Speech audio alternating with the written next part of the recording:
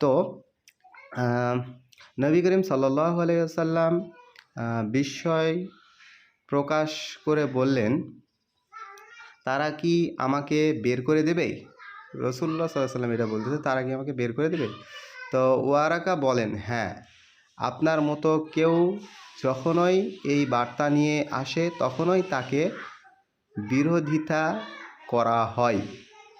যদি আমি সেই সময় জীবিত থাকি তাহলে অবশ্যই আমি আপনাকে সাহায্যে দৃঢ়ভাবে সমর্থন করব। আচ্ছা, তার মানে সে জীবিত থাকলে সমর্থন করবে, এই কথা রাসূলুল্লাহ সাল্লাল্লাহু আলাইহি ওয়াসাল্লামকে বলা হচ্ছিল, আর এটা বর্ণনা করা হয়েছে। হ্যাঁ, এই হাদিসটিতে এটা বর্ণনা করা হয়েছে। আর এই হাদিসটি আপনারা কোথায় কোথায় পাবেন সেইটাও এখানে বলা হয়েছে।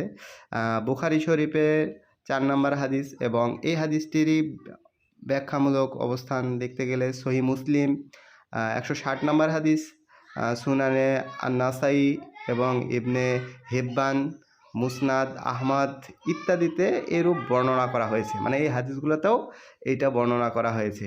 ব্যাখ্যামূলক দিক, ওয়ারাকা ইবনু নওফাল ছিলেন একজন একেশ্বরবাদী, মানে এক ঈশ্বরে বিশ্বাস করতে জ্ঞানী লোক। হ্যাঁ, তিনি পূর্ব ধর্মগ্রন্থ থেকে নবীদের বিষয়ে জানতেন।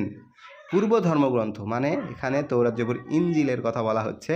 আপনারা অবশ্যই বুঝতে পারতেছেন, মানে ধর্মগ্রন্থ পূর্বে যেটা ছিল সেটা থেকে জানতো, রসুল পর্যন্ত সে পৌঁছাইছিল না। তিনি নবী করিম সাল্লাল্লাহু আলাইহি সাল্লাম এর নবুয়তের সত্যতা স্বীকার করলেন এবং ভবিষ্যতের দুর্যোগ কওমের বিরোধিতা আগেই সতর্ক করলেন। এই হাদিস নবুয়তের শুরুতে আশ্বস্তকারী ও দূরদর্শী দৃষ্টিভঙ্গির পরিচায়ক। তাহলে কি বোঝা গেল?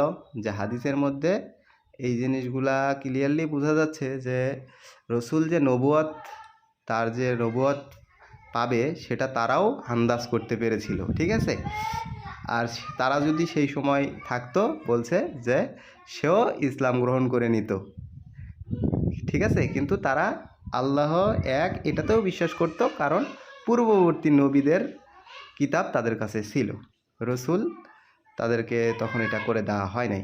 তো এখন যেহেতু আমরা কোরআন পেয়ে গেছি, আমাদের প্রিয় রসুলকে পেয়ে গেছি, অবশ্যই আমরা তাকেই মেনে চলবো, তার অনুসরণ করব।